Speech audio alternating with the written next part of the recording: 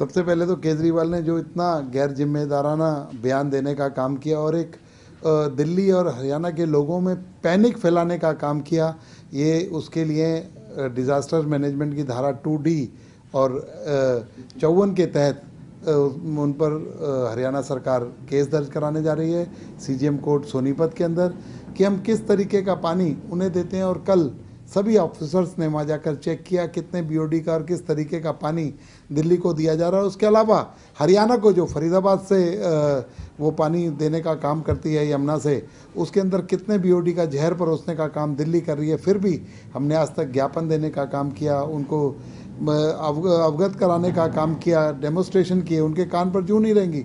लेकिन इतना बड़ा झूठ आज देश के प्रधानमंत्री नरेंद्र मोदी जी ने भी कहा है कि वो पानी देश का प्रधानमंत्री भी पीता है, देश की कैबिनेट भी पीती है, देश का राष्ट्रपति भी पीता है। तो क्या वो पानी जहरीला हो सकता है? क्या वो हरियाणा के लोग जहरीला पानी परोसेंगे?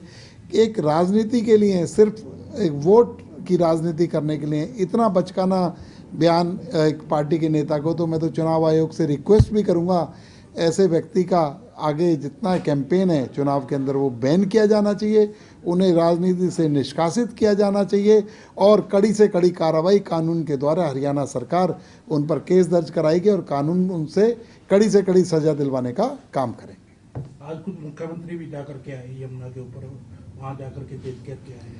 देखिए, मुख्यमंत्री हमारे सारा कंसर्न ऑफिसर सभी कल से कि कैसी बातें करती, किस तरीके का बयान देने का काम किया और पूरे के पूरे प्रदेश के अंदर एक पैनिक फैलाने का काम कर दिया। दिल्ली की जनता सोच रही है पानी पिए ना पिए, क्या हो गया आप देखिए। और उन्होंने कहा कि हमने दिल्ली से के अंदर जो पानी आ रहा है उसे रोकने का काम किया।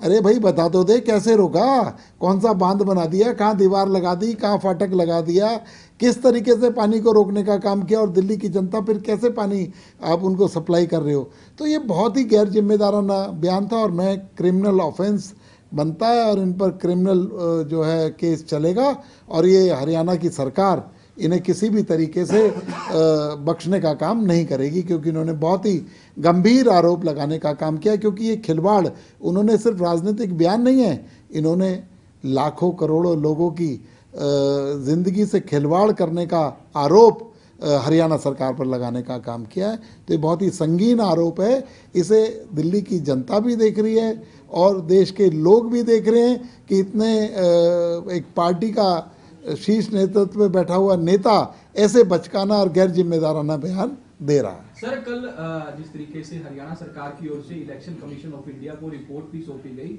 उस रिपोर्ट में कहा गया कि हम जो पानी दे रहे हैं हरियाणा से वो CLC और दिल्ली बराज के माध्यम से दिया जा रहा है, यमुना से तो इसका कोई कनेक्शन नहीं बनता और इसी चैनल के माध्यम से गुरुग्राम और झज्जर को भी पानी भेजा जा रहा है। अगर जहरीला पानी होता तो गुरुग्राम झज्जर भी जाता। अरे भाई वो उसमें कोई सच्चाई नहीं है उनके आरोपों में, तथ्य तो इतने सारे हैं, इतनी सारी बातें हैं। लेकिन यमुना के द्वारा जो पानी हरियाणा में सप्लाई हो रहा है, मैं उसके बारे में, क्योंकि मैं फरीदाबाद से आता हूँ, फरीदाबाद से मैं विधायक हूँ, हमने कितनी बार उसके लिए उन्हें ज्ञापन दिया, डेमोस्ट्रेशन किया कि वो जहर सप्लाई करने का 18-20 नाले जो डायरेक्ट यमुना के अंदर गिरते हैं वो देने का काम कर रहे हैं। और एक पीने वाले जल को, जल तो कहते हैं ना पानी पिलाना कितना बड़ा धर्म है, लोग उसके लिए धन्यवाद देते हैं। अरे भाई नुगरे आदमी, बेशर्म आदमी, अगर धन्यवाद ना दे तो कम से कम इस तरीके के आरोप तो ना लगाए कि क्या हम लोग जहरीला पानी परोसने का काम कर रहे हैं। तो इसके लिए कानून की जितनी भी धाराएं हैं, डिजास्टर मैनेजमेंट की